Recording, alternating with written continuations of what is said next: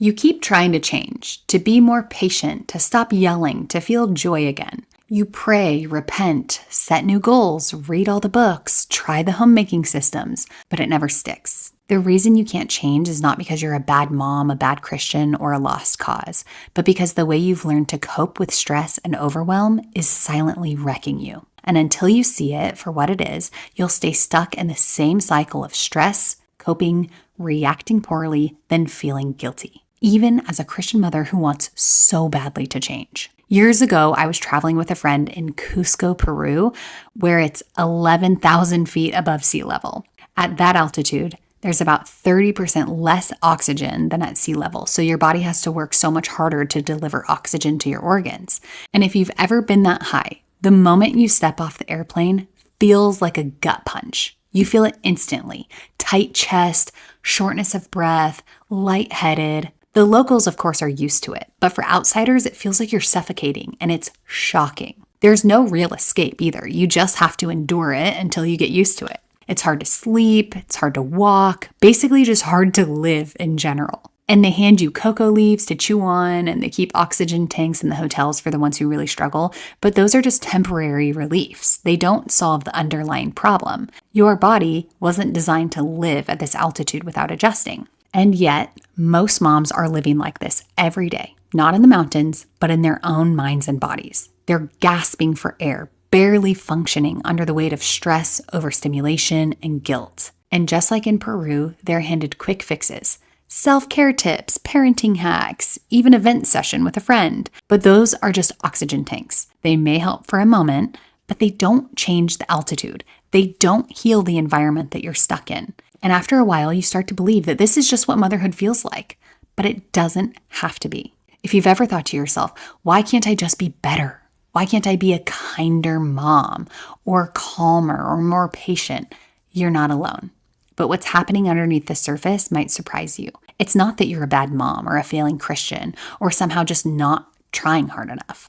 There's something deeper going on. And once you see it, everything starts to make sense. So in this video, I'm going to walk you through the real reason why you can't change as a Christian mother, and we'll talk about what's actually happening inside your body, how your coping mechanisms keep you trapped in reactions that you don't want, and most importantly, how to change. Stay for the end for a 3-step process for real change. And if you're new here, I'm Kiri, and I help Christian homemakers who are living in a fog of exhaustion and stress to become the patient, peaceful mother and wife they've always dreamt of being. And if you are a Christian mother who's feeling burnt out and longing to be the joyful mother and wife you've always imagined without turning to expensive therapy, supplements, or endless decluttering, I would love for you to subscribe. And if you're wondering how I went from just barely surviving each day to creating a peaceful, joyful home, I actually walk through the exact process I followed in my free workshop. So you can watch that anytime. Just click the link below. What looks like procrastination, zoning out, scrolling, overeating, or fits of anger isn't you sabotaging your life on purpose. It's your body doing exactly what it was trained to do, protect you from perceived danger. It's not your lack of self-control, it's that you're living in survival mode. I know the feeling of experiencing such a buildup of negative emotions all day that screaming or slamming cabinets or breaking something on purpose seemed like the best viable option for relief. It wasn't that I wanted to lose control, it was that I didn't know how to not. The over-controlling feels safer than feeling out of control. The people-pleasing feels safer than risking rejection. The procrastination feels safer than potential failure. The rage and anger feels safer than vulnerability. Even when these patterns hurt you, they still feel familiar, and your brain is wired to choose familiarity over the unknown every single time. So if every attempt at change ends in burnout or shutdown, here's why. Your limbic system doesn't learn by logic. It learns by repetition and environment, which means until you retrain your brain and heal your nervous system, you'll keep defaulting back to the same unhelpful cycles. The desire to change, which leads to striving to change, which leads to getting triggered, which leads to falling into an old pattern, which leads to shame, and then the process repeats. So maybe you've watched my channel for a while and you've resonated with a lot of it. Maybe you've even cried a little. But has anything really changed? I know for a lot of you it has. You've reached out to me saying how my videos have changed your life. And it's so amazing, and all the glory be to God for that. But if you're sitting there wondering why your mornings are still rushed and your tone is still sharp, wondering why your evenings are still heavy with guilt, and you're still stuck in the cycle of just barely surviving the day, and you're wondering if you're ever going to change, you probably need a system, one that actually rewires how you think and respond, one that doesn't depend on your energy or willpower, one that anchors you so deeply that even a hard day can't steal your peace. That's what my free workshop is all about. We start where you are and we don't stay there. So you can use the link below to sign up for that. Okay, so we wonder why burnout and overwhelm keep coming back even though we're doing all the right things. You're not burnt out because you lack discipline or because this whole motherhood thing isn't for you. You're burnt out because your nervous system is stuck in survival mode and it's been running on the same unhelpful patterns for too long. I remember asking someone who I really looked up to, how long is normal to feel burnt out and just totally depleted and sort of hating life? And I asked if it's normal to be in that state of survival mode for multiple years at a time with short blips of relief, maybe days or weeks in between. And her response, in short, was no, that's not normal. It should be the opposite. She explained that our baseline should be peace and joy, even in young motherhood. Burnout and survival mode should be brief seasons. Then you use those seasons to pivot, make changes, adjust your schedule, etc., and then get back to baseline. At the time, I felt so ashamed and embarrassed that I had allowed myself to experience this for so long. Ashamed that I must not be a good enough Christian or mother to go through something that isn't normal. But now I'm so grateful for her honest response because it propelled me to make a change. I think so many mothers go through their motherhood journey living the way that I was, thinking that it's normal because frankly, it is quite common, but it shouldn't be this way. So many of us are hanging out in circles with other moms who feel exactly the same way, and instead of exhorting and helping one another, they're commiserating and thinking that it's all just very normal and just how these years are supposed to be. But it shouldn't be this way because burnout isn't just the result of too much to do.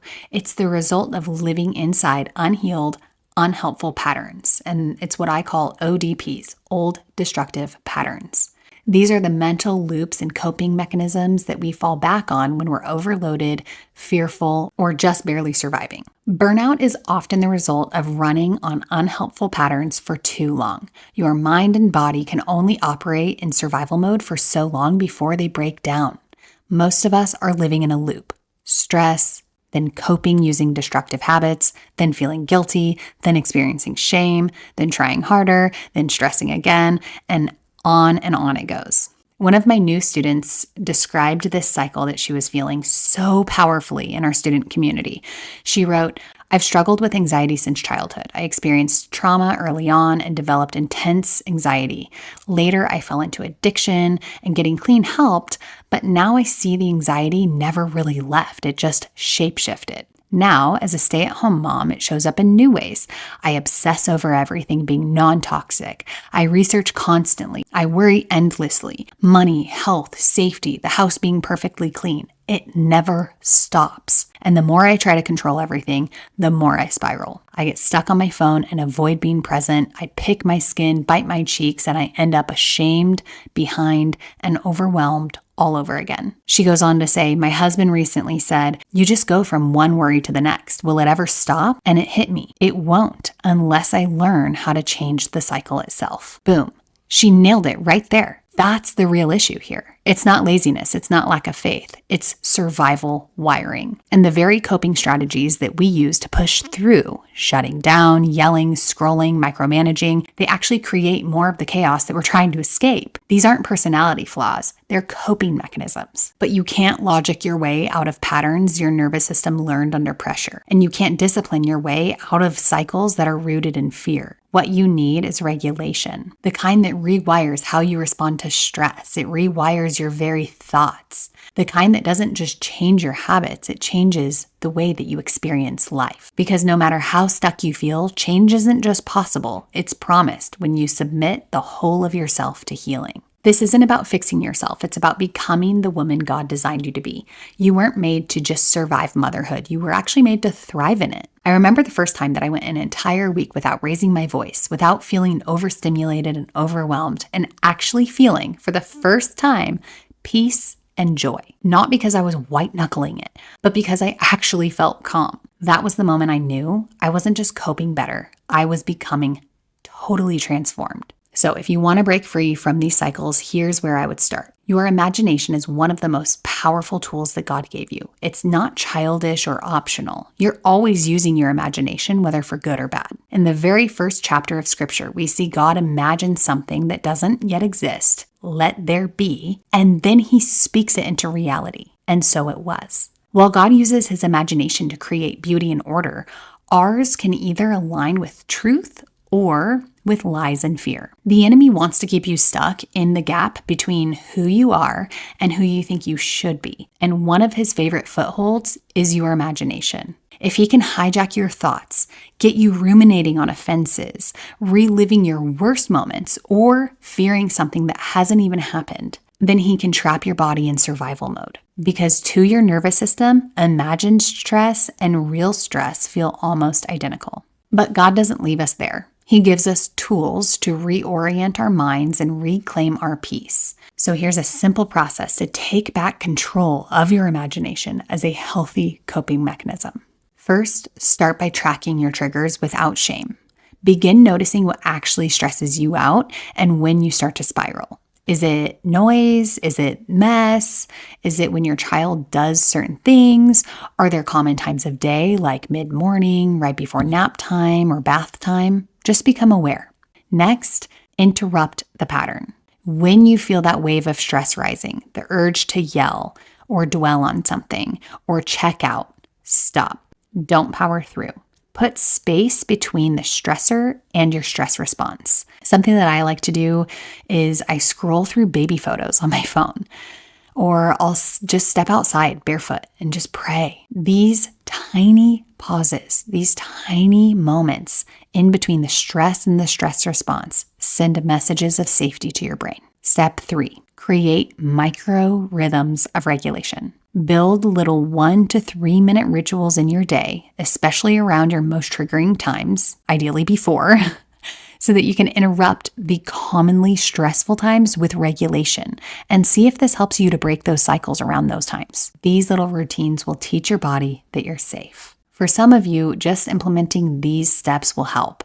And for some, you don't just need new tools, you need a total nervous system reset. And that's exactly what I teach inside my free workshop. This is where we move beyond coping hacks and get to the root. We retrain how your body responds to stress and we rebuild your home atmosphere from the inside out. So I walk you through the first steps inside my free workshop from survival mode to peace-filled homemaking in 7 days. So you can use the link for that below. It's always such a joy to have you here. And keep in mind, if you want a peaceful home, you have to become a joyful woman. And if you want to learn how to become more joyful as a Christian mother, watch this next video.